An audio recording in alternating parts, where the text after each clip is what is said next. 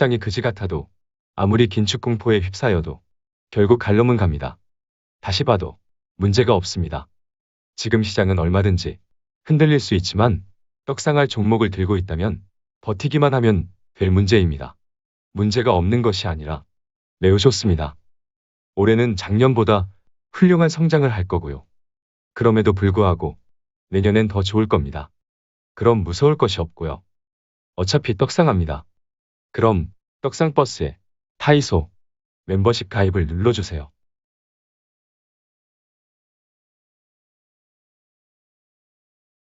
투자자들은 연준의 3월 FOMC 의사록 발표 이후 연준의 긴축 속도가 빨라질 가능성을 우려하고 있습니다. 너무도 뻔한 시나리오임에도 계속 놀라 자빠지는 것을 보니 글로벌 금융시장을 쥐락펴락하는 투기 세력들은 당분간 시장을 흔들어 댈 모양이군요.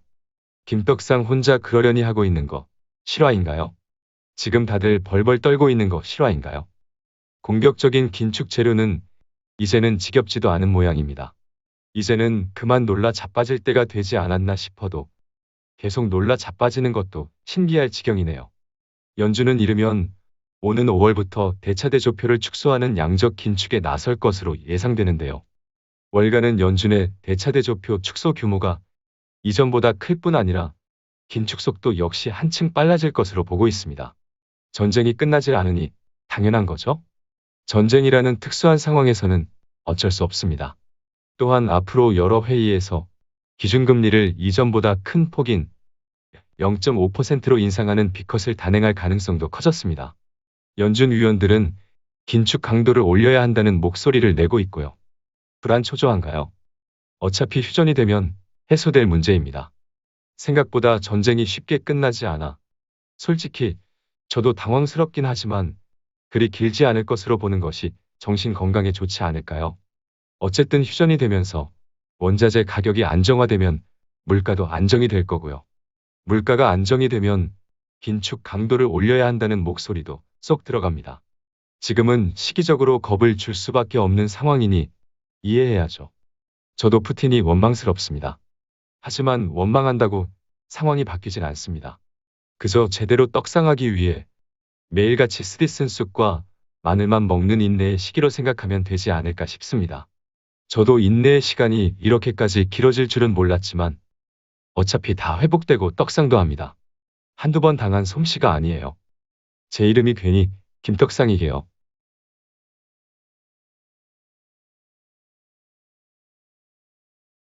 나스닥 일봉 차트를 봅시다. 세상 사람 이미 다 아는 공격적인 긴축 우려에 놀라 자빠지는 척을 하고 앉아있으니 정말 환장할 노릇입니다. 유럽의 주요 왕실과 미국과 독일에 포진된 글로벌 투기 세력들은 전쟁이 끝나기 전까지 같은 재료로 더 괴롭히겠다는 패를 보여주네요. 일단 나스닥이 음봉 마감했기 때문에 단기적으로 좋을 순 없겠네요. 하지만 지난 저점을 깨고 내려가기엔 새로운 악재가 없는 한 쉽지 않을 겁니다.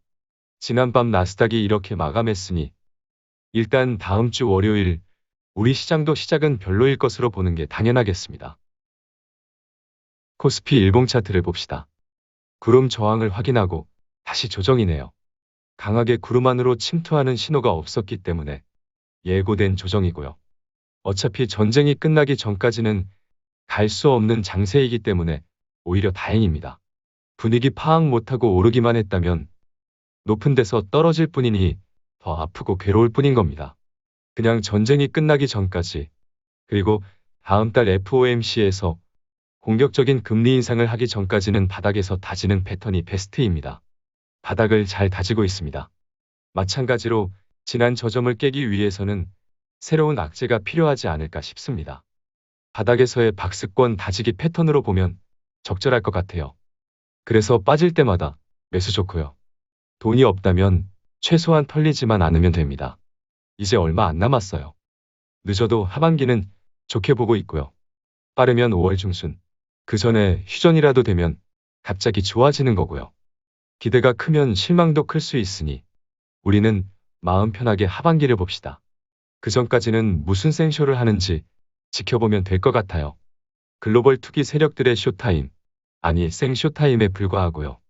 하반기는 추가 악재만 없다면 회복되면서 웬만한 물린 종목들 다 수익도 볼 수 있다고 생각해도 좋습니다.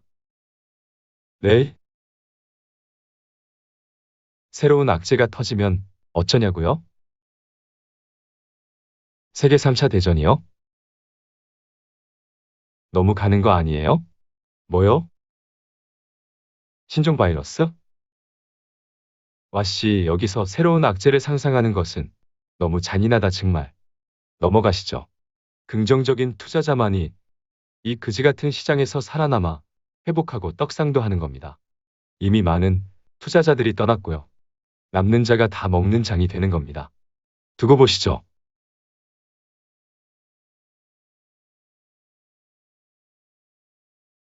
코스피 주봉 차트를 봅시다. 맥점으로 보고 있는 120주선을 한 번 더 깨나요? 이거 다 맞나오네요. 120주선을 깨더라도 결국 회복되는 것으로 보면 됩니다. 월봉 차트를 봅시다. 조금만 참으면 선명한 바닥 신호를 만들어낼 겁니다. 빠르면 5월 중순, 늦어도 하반기입니다. 시간 금방 갑니다. 지금 포기할 상황이 아니에요. 코스닥 일봉 차트를 봅시다. 유일한 희망이죠? 2차전지, 핵심 소재 기업들이 포진되어 있기 때문에 잘 버티고 있습니다. 일단 21선을 지키고 있고요. 나쁘지 않지만 일목으로 보면 재차 구름 안으로 빠졌기 때문에 다음 주 초반 재차 구름 위로 올라서지 않으면 골 때리는 겁니다. 추가 하락이 나오면 여기 갭을 메꾸고 가는 거죠? 개인적으로는 2차전지 소재주가 꺾이지 않으면서 잘 버틴다면 견조한 흐름이 나오지 않을까 싶습니다.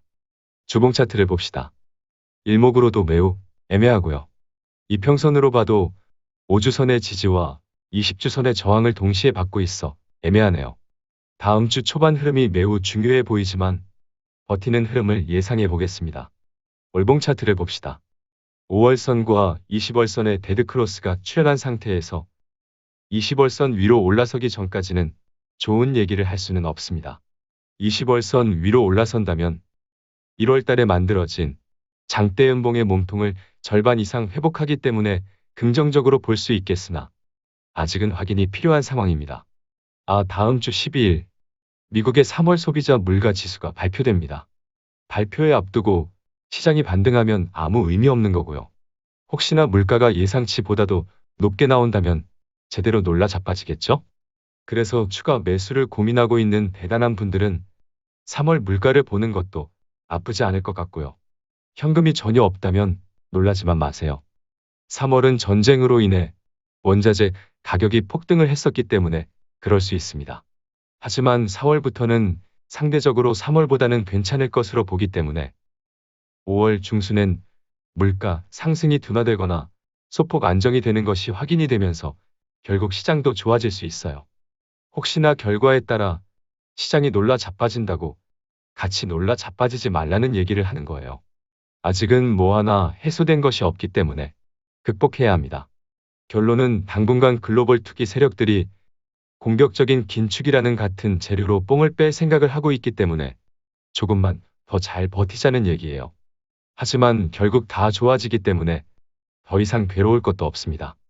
그동안 100대 맞은 거 한두 대만 더 맞으면 됩니다. 혹시 알아요? 물가가 전망치보다 낮게 나와서 시장이 환호할지요. 알 수 없지만 뭐든지 가능성은 있습니다. 겸허하게 뚜껑을 열어보자고요. 본의 아니게 영상이 너무 길어져서 여기서 한번 끊고요. 이어서 다음 영상에서 종목들을 살펴보는 것으로 하겠습니다. 그럼 또 봐야 하니 이렇게 마무리하고요. 잠시 휴식을 하고 이따 봅시다. 뿅.